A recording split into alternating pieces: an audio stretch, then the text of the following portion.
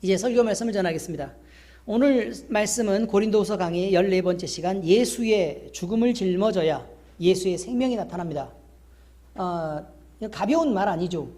죽음을 짊어져야 생명이 나타납니다. 그러면 죽지 않으면, 결국 우리가 그 죽음을 짊어지지 않으면 생명이 나타나지 않는다는 얘기잖아요. 그러니까 그냥 가볍게 보고 지나갈 일이 아닙니다. 그래서 우리가 신앙생활을 할 때 예수 그리스도의 죽음을 짊어지는 신앙생활을 하고 있는지를 우리가 살펴야 된다라는 게 오늘 말씀의 가장 중요한 포인트입니다. 설교 끝입니다. 요거를 들으면 이제 다 아시는 겁니다. 자, 여러분, 사도 바울은요, 육체적으로 건강하지 않았습니다. 마치 그냥 아픈 노인네가 자기 몸을 질질 끌고 다니는 것처럼 그렇게 많이 아팠습니다. 자기 이 몸에 기도해도 해결받지 못할 질병을 가지고 있었고, 하나님이 기도하니까 네 은혜가 내게 족하다, 그대로 잘 살고 곧 만나자, 이렇게 말씀하셨죠. 그렇죠? 그리고 죽으면 네가 받을 상이 하늘에 많이 있으니까 어서 오너라 라고 얘기를 했단 말이에요. 뭐 정확하게 이런 내용은 이긴 하지만 말을 이렇게 하신 건 아닙니다. 왜냐하면 한글로 하신 건 아닐 테니까. 아시겠죠? 근데 이 노인네가 질병만 가지고 있었던 것뿐만 아니라 그 몸을 이끌고 갖은 고생을 다하고 또 못 먹고 많은 해를 당하고 나이 들어서 노인이 된 건강은 그래서 더욱더 나빠질 수밖에 없었습니다. 그런데 맨날 또 두들겨 맞고 미움받고 또 이렇게 살고 있었습니다. 그런데 바울은 이렇게 몸이 아픈 상태에서도 자신의 건강을 그다지 염려하지 않았습니다. 목사님처럼 새 가슴이 아니라 이 말이죠. 오히려 그는 자신의 약함을 자랑하며 건강이 나빠져 있는데도 그렇게 된 것에 대해서 즐거워합니다. 그것은 단순한 치기가 아니라 하나님 나라에 대한 소망과 자신의 일을 마무리해야 할 때가 가까워짐을 느꼈기 때문에 그렇습니다. 그러니까 예를 들어 엄청 건강한 사람은 하나님 나라를 이렇게 소원할 때 내가 이 땅에서 할 일도 많고 또 해보고 싶은 것도 있고 할 수 있는 것도 훨씬 더 많아 보이는데, 근데 사도 바울은 골골대고 겨우 할 수 있는 게 편지 쓰는 거하고 복음 전하는 거 요 두 가지밖에 없으니 하나님이 내가 달려갈 길을 다하고 또 하나님께 받은 사명을 마쳤다고 그렇게 느끼는 순간이 왔으니까 이제 사도 바울로 볼 때는 그냥 하나님 나라가 내가 그렇게 그리워하고 나를 그렇게 사랑하는 우리 하나님 앞에, 우리 예수님의 품에 빨리 들어갈 수만 있으면 너무 좋겠다 라고 생각을 한 것입니다. 그래서 그때가 늦게 옴을 볼 때마다 몸이 아프니까 그럼 벗으면, 이 아픈 몸을 벗으면 더 좋잖아요. 그죠? 그러니까 하나님 나라를 더 많이 소원하게 됐다. 그냥 이렇게 얘기할 수 있습니다. 여러분, 우리의 인생은 늘 편하지 않고 요동칩니다. 늘 평탄한 것 같은 그런 인생을 우리가 늘 계획하고요, 별일이 없을 것 같이 우리 인생의 미래를 설계합니다. 누가 갑자기 아플 줄 어떻게 알았겠습니까? 아니, 말짱하던 제 매형이요, 아니 연초에 전화를 했더니 누나 목소리가 좀 어둡더라고요. 뭐 자기 말로는 티를 전혀 안 냈다고 얘기하더라고요. 근데 오늘 아침에 전화 통화를 하게 됐는데 대장암 수술을 받았답니다. 그 대장을 절제를 했답니다. 근데 다행히 하나님의 은혜로 그냥 조금 상태가 많이 좋은 것 같다고 이렇게 얘기를 해서 참 다행입니다. 문제는 뭐냐면, 아니 인생의 미래를 설계할 때 누가 대장암이 그때 걸릴 줄 알고 그렇게 인생의 미래를 설계하냐 이 말이에요. 목사님도 마찬가지예요. 참 젊을 때는 샤프했습니다. 날라다녔습니다. 팔만 저어도 막 몸이 뜨고 그랬습니다.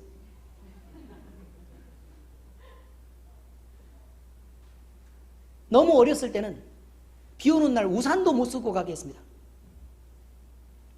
바람이 불면 날아갈까 봐. 그 정도로 날랬습니다. 키도 98cm였고 초등학교 1학년 때 엄청 귀여웠습니다. 근데 여러분, 그때 우리가 계획할 때 몸이 이렇게 골골대고 아플 거라고 누가 상상이나 했겠냐 이 말이에요. 117살 정도까지는 그냥 건강하게 무난하게 살 줄 알았습니다. 안 그렇습니다, 여러분. 인생은 우리가 계획하는 것과 전혀 다릅니다. 어느 한순간 건강하던 노인네가 넘어지면요, 금방 하나님 나라를 보게 됩니다. 어쩌다가 갑자기 아프면요, 암이라도 이렇게 덥석 이렇게 걸리면 그 암이 어떻게 전이됐고 또 어떻게 발견되느냐에 따라서요, 말도 못한 인생의 미래가 완전히 확 달라져 버립니다. 그렇지 않습니까? 우리가 영원히 함께할 것 같은 결혼을 해도 그 사람하고 영원히 가지 못하는 사람들도 많고, 자식을 낳아서 기르다가도요, 아쉽게 보내야 되는 경우도 있습니다. 물론 이 땅에서 생각할 때면 대단히 아쉽지만 하나님 품에 보내서 그렇게 맡기는 일이 더 많이 만족스러운 일이기도 합니다. 근데 남의 일이 아니기 때문에 제가 말씀드립니다. 여러분, 인생은 크고 작은 일에 대한 고민들로 잔잔할 날이 없습니다. 이렇게 지나면 평안해질까 하면 또 다시 고민이 있고, 또 이렇게 지나면 금방 좋아질 것 같은데 또 다시 걱정에 언덕이 나를 가로막습니다. 어쩌다 조용한 날을 만나 쉬려고 해도 나는 괜찮은데 꼭 시댁에 문제가 생기고, 난 괜찮은데 자식이 문제고, 난 괜찮은데 엄마 아버지가 속을 썩입니다. 그렇습니다. 고민하고 또 도와야 되는 날들이 계속 이어져서요, 늘 편안하지 않습니다.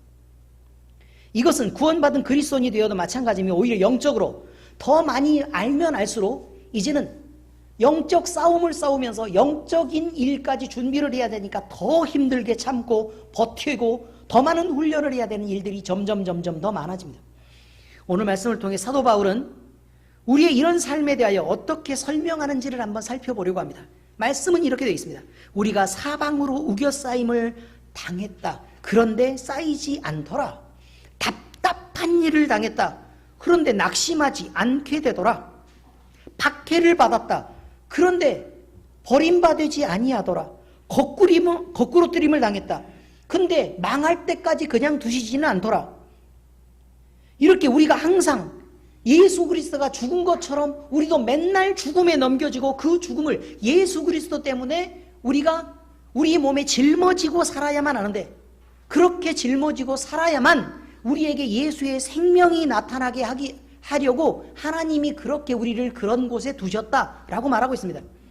그래서 우리 살아있는 자가 항상 예수를 위하여 죽음에 넘겨지게 되는데, 그것은 예수의 생명이 우리 죽을 육체가 죽지 않고 그 생명 가운데 다시 살아나게 하시기 위해서 그렇다. 오늘 말씀이 그렇습니다. 쉬운 성경으로 하니까 더 좋죠. 그렇지 않습니까? 쉬운 성경이었습니다. 쉬운 성경. 쉬운 성경이란 책이 있나? 그럼 엄청 쉬운 성경, 이렇게 말씀드린 겁니다. 자, 오늘 말씀, 성경 말씀 안에 들어있는 내용들을 보면서 체크해 보겠습니다.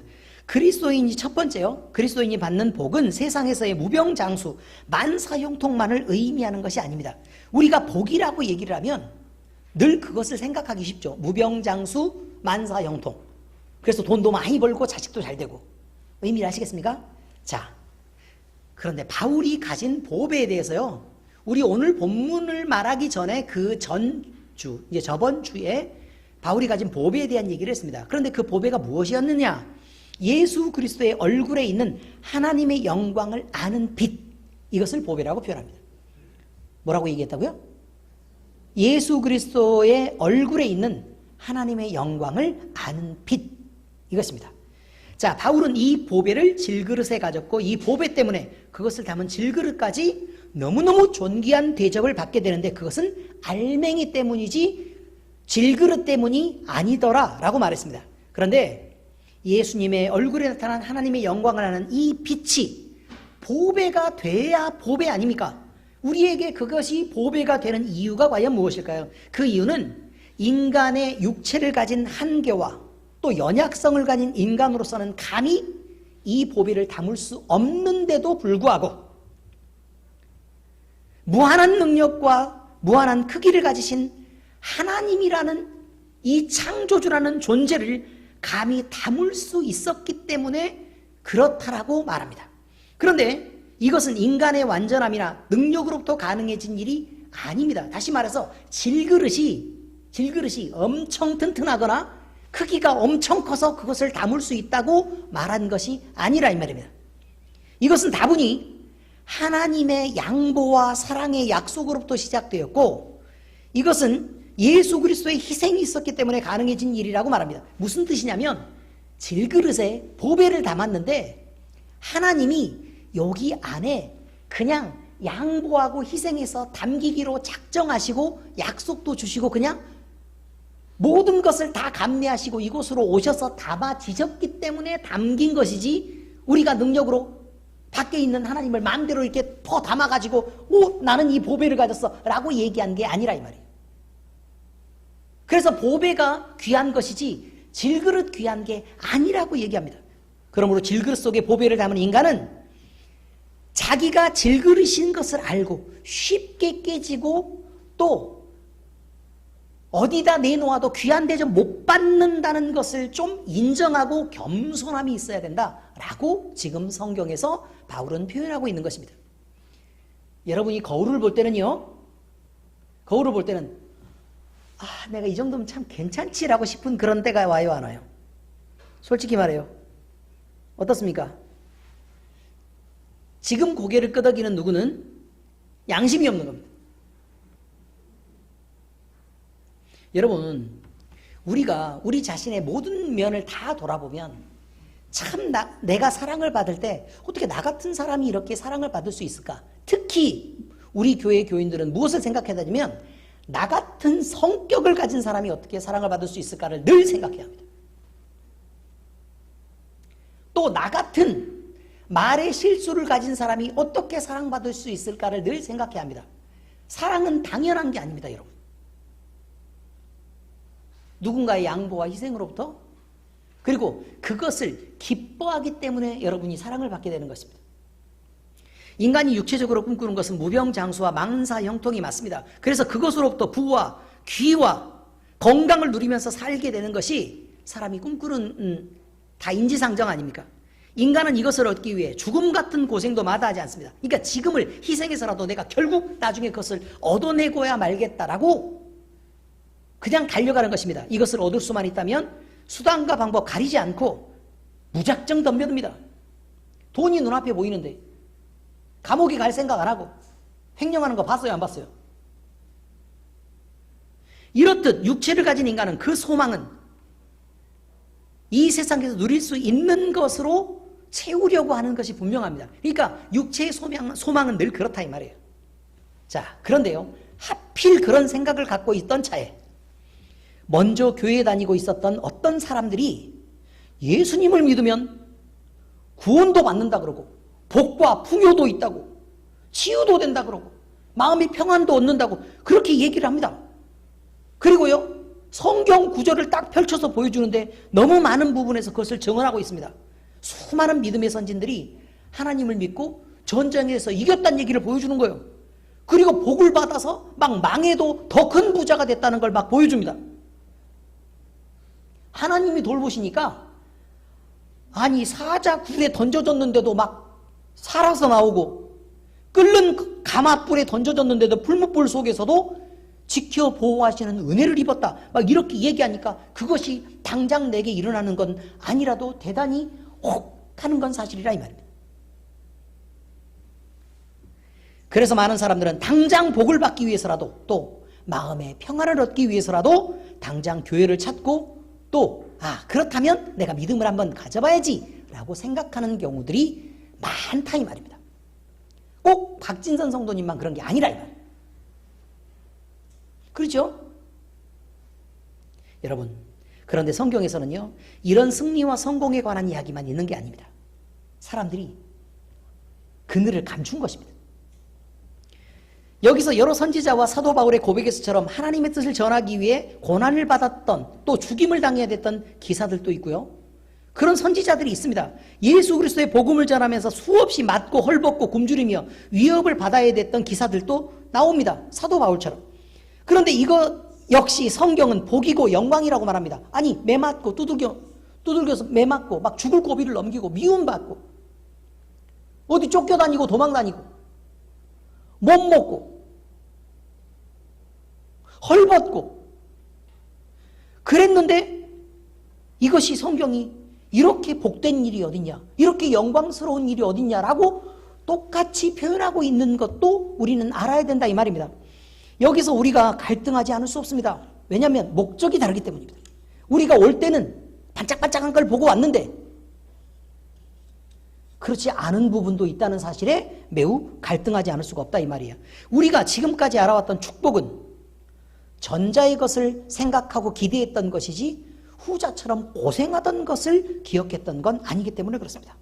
고난은 그저 저주받은 사람들, 미움받은 사람들, 영적으로 나쁜 사람들에게나 오는 것인 줄 알았지, 우리같이 하나님 앞에서 기쁨으로 열심히 하나님을 섬기려고 하고 설거지 열심히 하고 근육 키워서 잠이 오는데도 금요 기도에 나와가지고 열심히 기도하는 그런 열심을 보인 사람들에게까지 이렇게 고난이 올 거라고 상상하지 않았었단 말입니다. 잘 될 줄 알았죠. 그러나 이 모든 의문은 우리의 축복의 기준이 잘못됐기 때문에 그렇다는 걸 우리가 알아야 합니다. 우리의 축복의 기준은요, 육신을 갖고 있기 때문에 이 육신의 한계 내에서밖에 생각할 수 없는 것이죠. 그래서 우리는 육신이 갈 수 있는 그 끝, 다시 말해서 죽음 안쪽에 있는 그 시간들 속에서 받을 수 있는 것들만 생각할 수밖에 없었습니다. 그래서 이 세상의 것만으로 축복의 기준을 국한시켰기 때문에 일어난 오해였다 이 말이죠. 하나님은 더 긴 시간의 흐름, 다시 말해서 죽음을 넘어서는 시간까지의 흐름 속에서 하나님께도 영광이 되고 사람이 하나님과 함께 영생하는 복을 누릴 수 있는 것을 축복이라고 말합니다. 그러니까 더 온전하고 더 완벽한 축복을 얘기합니다. 이런 기준으로 신앙생활을 하는 사람은 현재 다시 말해서 육신을 입고 있을 때 어떤 때에 당하는 그 고난이 장래의 영광인 것을 믿을 수 있게 됩니다.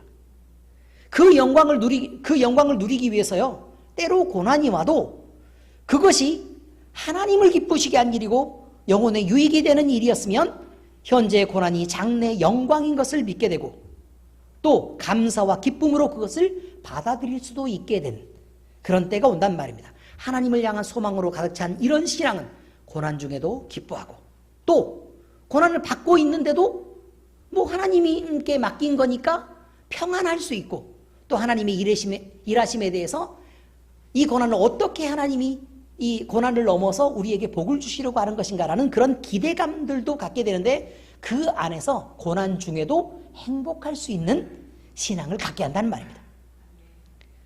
두 번째입니다. 예수 안에는 생명이 있고 그의 이름으로 고난받을 때 예수의 생명이 나타납니다. 예수님 안에 생명이 있단 말입니다. 그래서 그 이름으로 고난받을 때 예수의 생명이 나타난다고 말하죠. 세상이 주는 기쁨은 잠시뿐이고 금방 사라져버립니다. 그것은 영상에서 내린 눈과 같습니다. 금방 막 눈이 오고 있는데 막 떨어지면 바로 녹아버리죠. 그것은 세상이 주는 기쁨들에 대해서 말하는 거예요. 그것은 늘 질투하는 사람이 있기 때문에 남들에게 맘 놓고 자랑할 수도 없습니다. 그래서 이것을 얻어서 기쁜데 한편으로는 우리가 마음대로 자랑 못해서 스트레스가 됩니다. 그 얘기가 있었어요. 저번에 막 어떤 분이, 박영선 목사님이, 인용을 정확하게 말씀드려야 되니까, 이 세상에서 가장 스트레스를 받는 일 중에 한 가지를 꼽았는데, 그게 장로님이 교회에 예배 빠지고 주일날 오전에 골프 라운딩을 갔는데 홀인원 한 거랍니다. 골프 라운딩을 했어요. 주일 예배 빠지고 갔는데 골프가 그날처럼 어마어마하게 막 잘 맞아가지고 나가면 그냥 홀컵에 탁탁 붙고 그랬는데 갑자기 홀인원을 한 거예요. 막 마음으로 기뻐가지고 어쩔 줄 모르는데 누구한테 자랑을 해야 되는데 교회 장로인 걸 다 알고 누구한테 말도 못하고 자랑도 못하는데 홀인원을 했으니 어떻게 해요? 평생에 한 번인데 스트레스를 받아 죽는다니까요. 그러면 뭐 누구한테 얘기해봐야 욕만 바가지로 먹을 거고 그렇지 않습니까? 누가 홀인원 잘했다고 칭찬해 주겠습니까? 바로 그런 것입니다. 또 이제 다른 예를 제가 놓았습니다. 돈을 많이 벌었습니다. 열심히 일해서.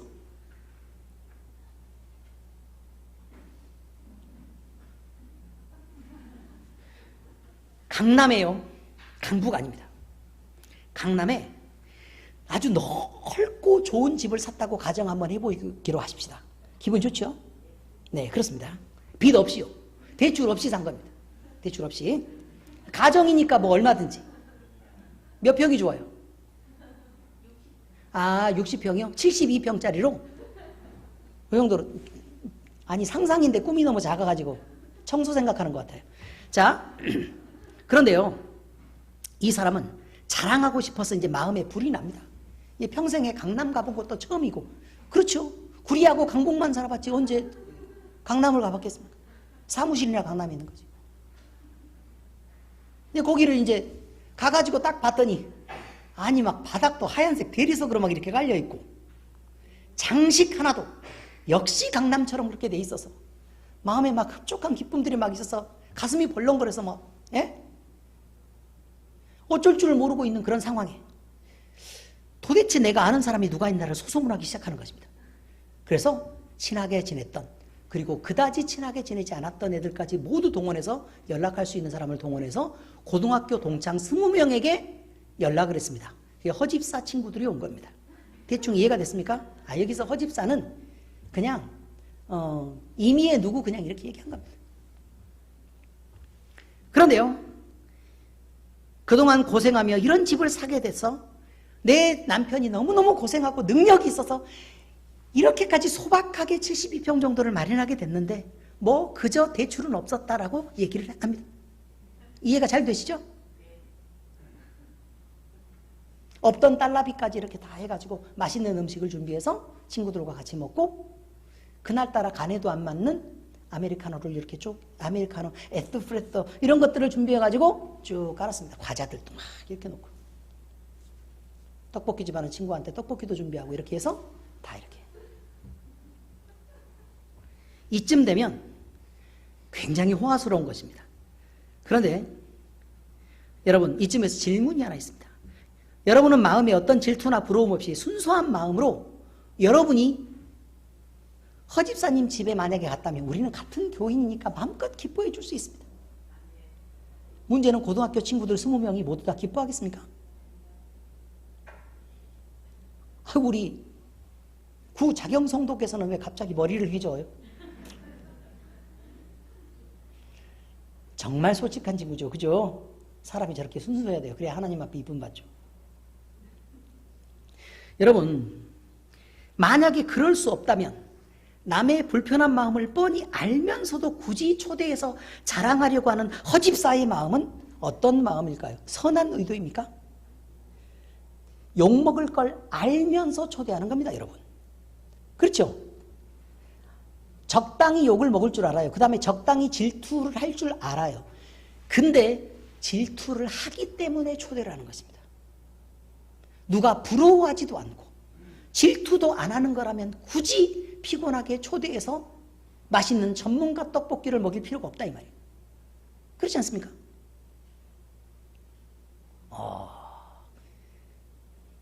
우리 조 집사님까지 솔직해졌어요. 바로 이것입니다. 세상 사람들의 부러움을 사는 것. 이 온전하게 칭찬할 수 없는 것을 말합니다. 세상 사람들은 남을 적당히 불편하게 하면서 자기를 과시하려는 경향을 모두 다 가지고 있습니다. 어느 누구도 예외가 아닙니다. 심지어 매우 경건하게 기도 생활을 열심히 하고 성경 말씀을 아주 열심히 읽고 주의 종으로 헌신한 저도 마찬가지입니다. 물론 매일 그러는 게 아니라 그런 날이 있다는 것입니다.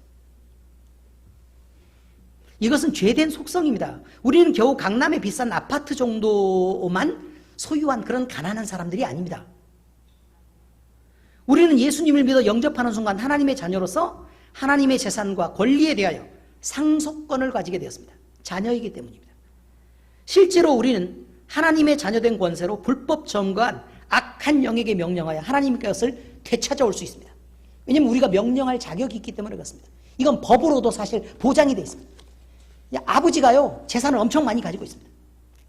아버지가 재산을 엄청 많이 가지고 있는데 자식들이 하는 짓이 영 미운 거예요. 영 미워서 나 가진 재산의 100%를 어린이 심장재단에 기부할래. 그래서 기부를 딱 해버렸습니다.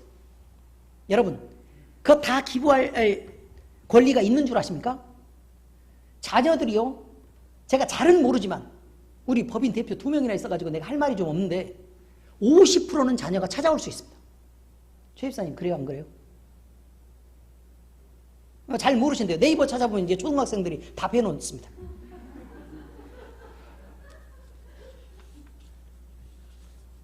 아주 걔네 열심입니다. 다시 소송을 하면 다시 되찾아올 수 있습니다. 100%를 다 자기 것이라고 다 할 수 없습니다. 자식이 있으면 자식에게 넘겨줘야 될 몫이 있습니다.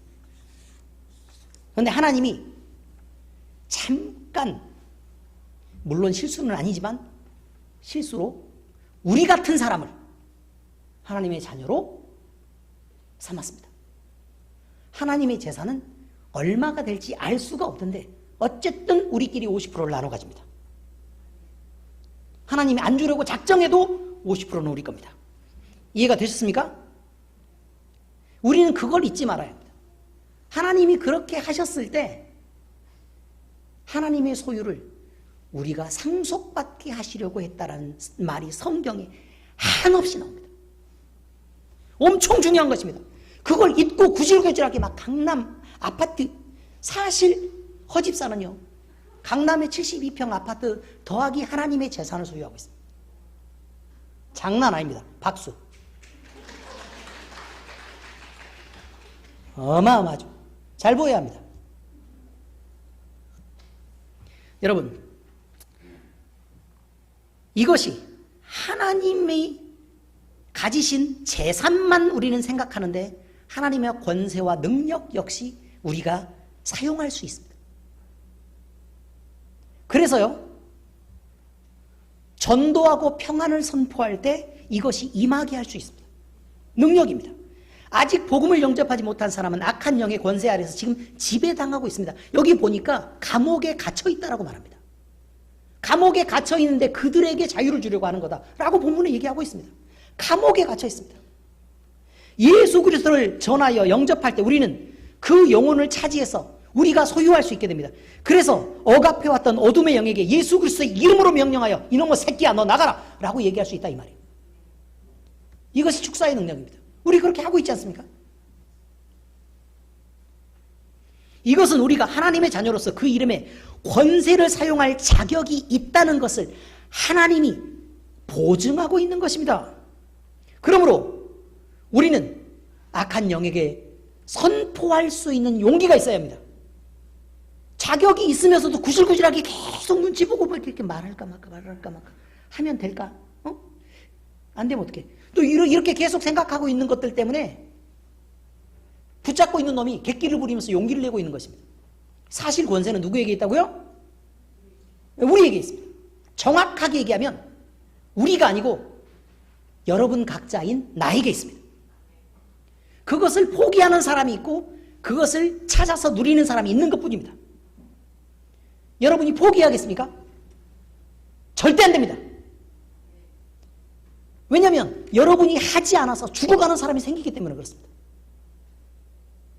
예수 그리스도를 전하여 영접할 때 우리는 지금까지 그 영혼을 차지하여 억압해왔던 어둠의 영에게 예수 그리스도의 이름으로 명령에 축사해야 합니다. 그리고 우리가 하나님의 자녀로서 그 이름의 권세를 사용할 자격을 하나님이 증명하셨다면 우리는 악한 영에 대해서도 질병에 대해서도 반드시 명령해서 그것을 떠나게 해야 하고 치유해야 하는 것입니다. 여러분 각자가 여러분이 가진 신분으로 여러분이 가진 상속권으로 얼마든지 그 일을 해야 된다는 것입니다. 불화와 갈등과 대립이 있을 때 당당히 평안을 선포하시기 바랍니다. 아멘. 모든 어둠의 소울타이가 끊어지고 우리에게서 떠나기를 또 명령하시기 바랍니다. 그래서 어둠이 지나가기를 또 우리에게서 벗어나기를 명령해야 합니다. 우리는 예수님을 모심으로 그 안에 있는 생명을 가졌고 모든 고난 중에 예수 그리스도의 생명을 나타낸 하나님의 자녀라는 권리를 가진 자입니다. 당당히 그 권리를 사용해 주시기 바랍니다. 세 번째입니다. 예수 안에 있는 우리는 죽어도 망하지 않습니다. 바울의 당당함은요 어디서 온 거냐? 하나님의 자녀요 예수 그리스도의 사도로 부르심을 받은 자기를 세상이 감히 어쩔 수 없다는 사실로부터 나온 것입니다. 하나님이 지키시는 하나님의 자녀를 세상과 어둠의 영이 감히 해할 수 없습니다. 하나님이 허락하시는 한 우겨 살 수도 없다고 말하고 넘어뜨릴 수도 없다고 말하고 자기가 경험한 걸 보니까 그렇다 이 말이에요.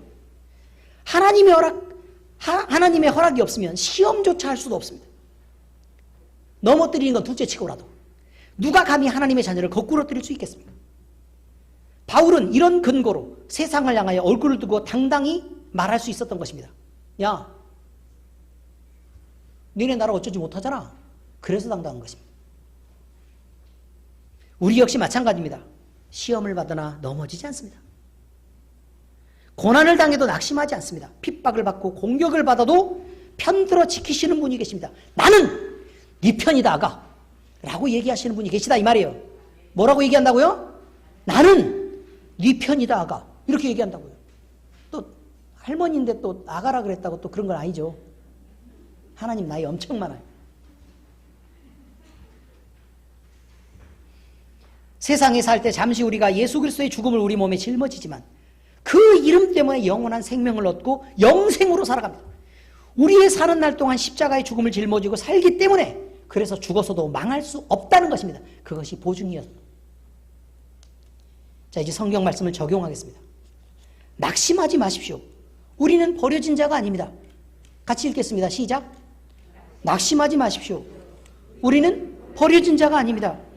믿고 싶지 않으시겠지만 우리 그리스도인에게도 고난이 있을 수 있습니다. 때로 답답한 일을 당할 수 있습니다. 어려운 일을 만나 낙심할 수 있습니다. 사방으로 우겨싸임을 당하고 매일 수도 있고 모함을 받아 억울한 지경에 처할 수도 있습니다. 그러나 이것은 하나님의 기적과 동행과 보호하심이 이런 어려움을 통해서 어떻게 증명되느냐를 보여주실 수 있는 기회이지 이것이 인생의 종말은 아닙니다.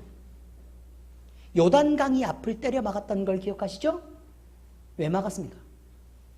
하나님이 물의 벽을 세우고 요단을 건너게 하기 위해서 막은 것입니다.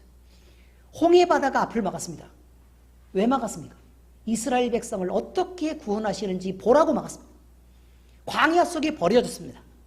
그것은 하나님이 반석 속에서 어떻게 물을 내서 너희에게 마시게 하는지를 보라고 얘기한 것입니다. 굶주림 가운데 잠시 허락되었습니다. 그것은요, 하나님이 어떤 하늘의 양식을 내리고 어떤 고기를 주어서 너희에게 풍요롭게 먹게 하시는지를 증명하기 위해서 있었습니다. 앞에 적군이 있었습니다. 하나님은 그 전쟁에서 하나님이 앞에 나가서 싸우실 때 어떻게 이기는지를 확인하라는 것입니다. 가나안 안에 있는 토착민들이 엄청 키도 크고 강하고 아낙 자손같이 대단했습니다. 왜 그렇게 대단한 애들로 가나안 원래 토착민을 삼아서 그렇게 지키게 했을까요? 너희가 하는 게 아니라 내가 앞에 나갈 때 너희들이 볼 때 어마어마하게 강한 적이 있어도 어떻게 이들이 너희를 위해서 내가 일하는 것이 얼마나 대단한지를 봐라. 이것 때문에 그렇게 된 것입니다.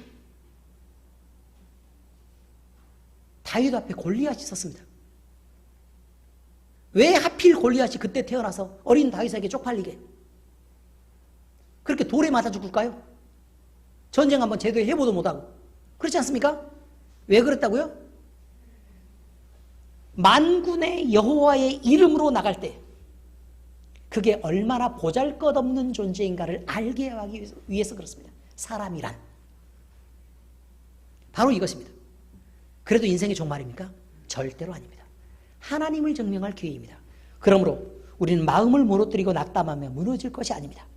하나님을 보고 기도할 기회를 찾아서 기도하며 마음을 새롭게 하여 신앙의 순수한 열정으로 다가가고 도전하면서 싸워내야 합니다.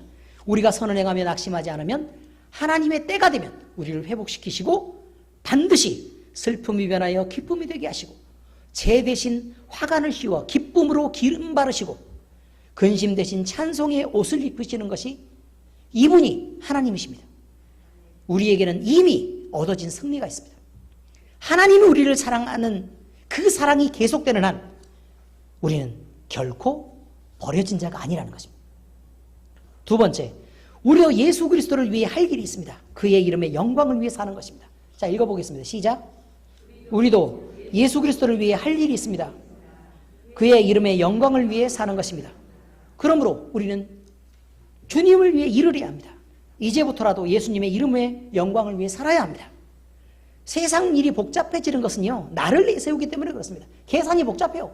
내가 딱 나서는 순간 내 주장을 내세워야 합니다. 복잡해요. 내 체면을 지켜야 합니다. 복잡해요. 또 이것도 기분 나쁘고 내 입장과 권리를 주장해야 합니다. 또 그것을 인정받아야 합니다. 그렇기 때문에 다른 사람하고 의견이 부딪힐 수밖에 없고 불화하고 갈등하고 그래서 결국 싸움이 이어질 수밖에 없는 것입니다. 여러분 잘 생각해 보십시오. 내 주장이 받아들여지지 않으면 나나 그 사람이 달라집니까? 안 달라집니다. 별거 없습니다. 내 체면이 안 지켜지면요, 내가 먼저 양보하면 달라집니까? 그것도 별일 없습니다. 세상은 그냥 그대로 그냥 돌아가는 것입니다. 내 입장과 권리를 주장하면서 싸우지 않으면요, 그럼 내가 존중받지 못합니까? 또 그것도 아닙니다. 여러분 지면 칭찬이 되는 것을 왜 모르십니까? 양보하면 더 많이 사랑받는 것은 왜 모릅니까? 나에게 양보해주는 사람을 내가 아끼지 나에게 주장을 펼친 사람을 내가 아낍니까? 나를 좋아해주고 칭찬해주는 사람을 내 옆에 두려고 하지 나랑 싸우자고 덤비는 사람은 어떻게 옆에 두겠습니까? 알고도 안 하면 미련하고 못난 것만 드러내는 것입니다. 바울 사도는 성도를 위하는 섬김의 삶을 살았고 그리스도를 위해 고난받는 것을 자기 육체에 채웠습니다. 이것이 지혜로운 것이며 예수님을 위해 사는 것이고 본질적으로 자기가 사랑받고 존중받고 권위가 세워지는 것이었기 때문에 그렇습니다. 사도 바울이 자기의 이기적인 욕심을 주장을 하고 다른 사람들과 싸워댔다면 어떻게 사도라고 인정받았겠습니까? 그리고 어떻게 그 이름이 지금까지 남아있겠습니까? 이제 자기를 높이는 일은 그만 멈춰야 합니다. 범사에 양보해야 합니다. 참아서 서로가 귀한 대우를 받도록 서로 존중해줘야 합니다. 그렇게 좀 하십시다. 이래야 예수 그리스도의 복음이 나 때문에 방해받지 않습니다. 내가 내 권리를 주장하고 내 말을 내세우는 순간 예수 그리스도의 복음은 우리 안에서 없습니다. 세 번째, 우리는 반드시 이깁니다. 예수님이 우리 안에 계십니다. 자, 다시 읽겠습니다. 시작. 우리는 반드시 이깁니다. 예수님이 우리 안에 계십니다. 자, 아무리 기억하고 잘하려고 해도요, 우리는 수준이 엄청 뛰어납니다. 지나간 설교, 지금 얘기한 거 다시 얘기하면 말 못한다니까요. 지금 읽었는데. 지금 고개 또 숙이고 확인한 사람은 다 그런 사람이에요. 여러분, 기억 잘해서요, 하나님의 말씀 설교를 듣고 기억을 잘하고 성경 말씀을 다 잘 기억해서 내가 막 한번 내가 진짜 잘하고 싶은데 꼭 살면 온데간데 없고 그냥 살아요. 왜냐하면 우리는 애초에 실력이 그렇기 때문에 그렇습니다. 인정하시면 편합니다. 그래서 우리는 실패할 수밖에 없습니다. 왜냐하면 우리의 수준이 딱 그 정도이기 때문에 그렇습니다. 우리는 우리가 전부라고 생각하기 때문에 기대할 것이 없습니다. 그러나 우리 안에 보배인 예수님이 계시면 상황이 다릅니다. 그때 말씀을 기억하게 하시고 우리의 마음속에서 늘 우리가 손을 이렇게 얹고 있으면 내가 여기 있다를 말할 것입니다. 근데 그것도 안 해. 그것만이라도 했으면 좋겠는데 뭐 하면 된다고요? 가슴에 손을 얹으면 될걸. 그것도 안 한다 그 말이에요. 누가 말씀 다 기억하라 그럽니까? 그 정도 똑똑하지 않다는 거 알고 있다니까요. 그럼 뭐만 하면 된다고요? 빨리 연습해봐요. 그렇지. 가슴에 이렇게 손을 얹으면 됩니다. 그리고 예수님을 느낍니다. 그러면 들어와 계신 예수님이 이미 자리를 잡고 우리에게 말하고 계십니다. 뭐라고 말씀하실 것 같아요? 내가 너를 사랑한다입니다. 내가 너를 사랑한다.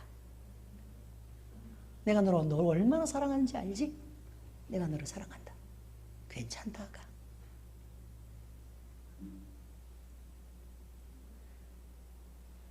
예수님이 우리를 목숨처럼 사랑하셨습니다. 그런데 그런 사랑을 받았고 또 그렇게 사랑하시는 이가 우리 안에 계시는 걸 뻔히 알면서도 부족하다고 아우성하는 사람은, 제가 예를 들었습니다.